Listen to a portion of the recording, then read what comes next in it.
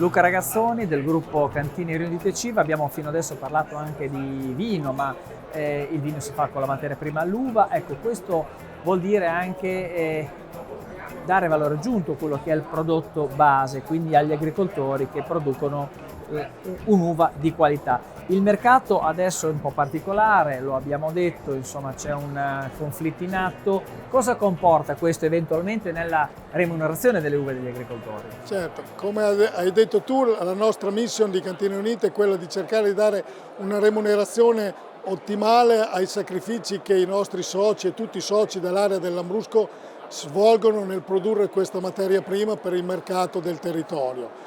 Sicuramente l'annata della vendemmia 21 era partita con dei presupposti molto ottimistici perché il prezzo di mercato era molto buono, è stato molto buono fino a prima di questa maledetta guerra che ci sta venendo a scombussolare un attimino quelle che sono le prospettive di remunerazione per la liquidazione della produzione vendemmia 2021.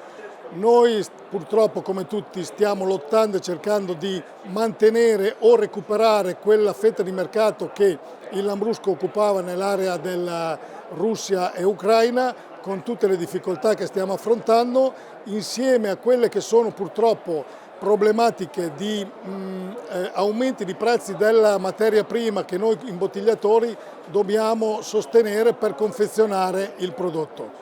Credo che questo sia una conoscenza di tutti i vari settori e che però in collaborazione con anche la grande distribuzione, perché è il nostro partner in cui vogliamo presentare i nostri prodotti che produciamo dalle nostre aziende, troviamo questa sinergia per creare e dare e mantenere una remunerazione soddisfacente ai nostri soci.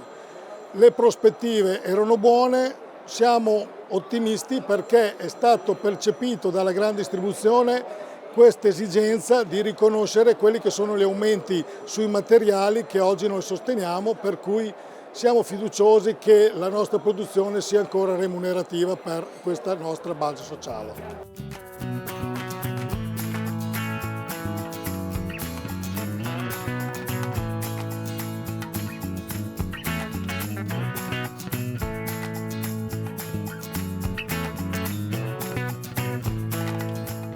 Consorzio Tutela del Lambrusco, Claudio Biondi presidente, Modena e Reggio Assieme ormai è un fatto consolidato, questo Vinitaly consolida anche, una ripetizione ma ci sta anche, il Lambrusco e la sua, diciamo, appetibilità nei confronti del mercato. Un mercato che probabilmente è un po' segnato dai fattori bellici, che però insomma resiste e, diciamo, tiene salda la barra. Sì, prima edizione in Vinitaly del Consorzio Unico nato nel 21, no? I consorzi, come voi sapete, dopo 60 anni di storia hanno deciso di unirsi, raggruppando oltre 10.000 ettari di vigneto con oltre 70 soci diretti nel consorzio. Edizione in presenza dopo 2 anni di assenza, edizione caratterizzata sicuramente da minor presenza di stranieri. Devo dire quasi a fiera terminata, presenza qualificata e interesse maggiore per ciò che riguarda le degustazioni. In generale l'utente viene qui, sa già cosa intende degustare, richieste specifiche e soprattutto interesse anche legato ai prodotti dell'ultima generazione del Lambrusco, i metodi classici rifermentati. Diciamo che rispetto a quello che è sempre stato il consumo standard del vino tutto pasto, c'è una fascia di consumatori che lo sta valutando e valorizzando anche con dei prodotti che si accompagnano a qualunque ora della giornata. Credo che questo possa essere una spinta importante per i nostri consorziati. È comunque un consumatore, un bevitore più informato, quindi più educato nel mondo del vino, quindi già si avvicina magari anche al metodo classico, che è un passaggio ulteriore al metodo Charmat, no? Quindi vuol dire che ci sono competenze diverse anche nei consumatori e lo dimostra anche il fatto che c'è un pubblico più forse attento a quelle che sono le novità del vino. Pubblico attento, informato, giovani e noi dobbiamo riuscire a interpretare come consorzio quelle che sono le tendenze dei futuri consumatori. La vera scommessa è capire se dietro questo marchio che hanno inventato, quale come voi sapete abbiamo commissionato un gruppo, il Comitato Giovani, che sono oltre 40 ragazzi giovanissimi, in genere sotto i 30 anni, figli di seconda o terza generazione di nostri consorziati, amministratori importanti di realtà cooperative. Abbiamo chiesto: come vedete voi Lambrusco nei prossimi 30 anni? È emerso questo logo dove in pratica abbiamo racchiuso, e l'abbiamo provato a livello di assemblea, la tavolozza dei colori, le bollicine. Lambrusco vino dei colori, unico nel suo genere, non dico migliore, ma unico e diverso.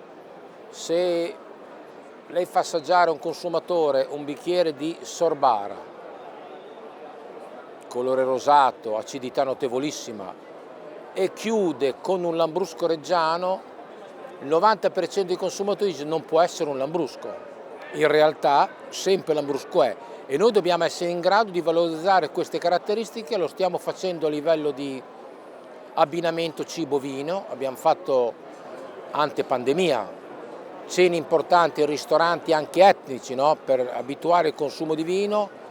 Usciremo con un tour importante nei ristoranti del Sud Italia, proponendo, oltre come consorzio, anche con i produttori di vino, un abbinamento enogastronomico con giornalisti, con ristoratori, quello al quale dobbiamo puntare.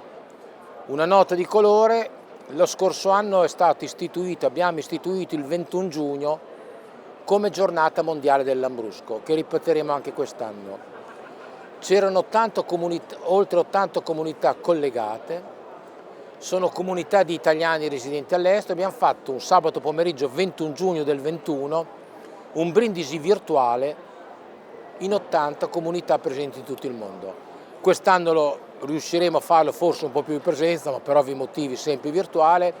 Noi dobbiamo proporre anche queste robe, quindi il consorzio ha anche questo compito. E questo è il sapore internazionale del Lambrusco. Un'ultima cosa, Presidente, consumi nella penisola e consumi, diciamo, oltre confine, come stanno andando?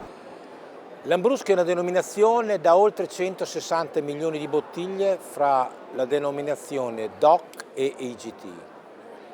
Di questi 160 milioni, oltre il 60% viene commercializzato in export. I paesi più importanti dove si commercializza sono la Germania, Stati Uniti, Messico, Brasile, Russia, Ucraina, sul quale voi capite quello che è successo ormai da 2 mesi a questa parte.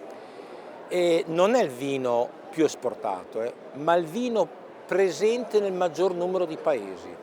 Vuol dire che ha una diffusione capillare, quindi sicuramente dovremo incentivare maggiormente. Abbiamo già in programma degli eventi internazionali attraverso dei contributi che ci può fornire dei bandi ai quali stiamo partecipando, per portare il Lambrusco in paesi nei quali non è poco conosciuto, oltre a implementarlo. Non nego che abbiamo delle difficoltà purtroppo a registrare il marchio in determinati paesi, nel quale stiamo lottando, non dico quotidianamente, ma settimanalmente, con delle segnalazioni che ci giungono di imitazioni false. L'unico modo di tutelare è quello di procedere con la registrazione del marchio, ma abbiamo determinati paesi, leggasi Russia, nel quale siamo senza successo da 3 anni per registrare il marchio. Questo la dice lunga a proposito di quanto sia imitato e sofisticato questo marchio di un Lambrusco che magari è con la K e con la X finale, ma nulla a che vedere con le eccellenze che vi trovate qui dei nostri produttori. Questa è una missione che dobbiamo implementare e mantenere, oltre a parlare ad un mondo che non può essere solo quello degli addetti ai lavori. Grazie Presidente, insomma abbiamo fatto uno spaccato di quello che viene in Italy, qualche minuto di pubblicità e ci troviamo tra un po'.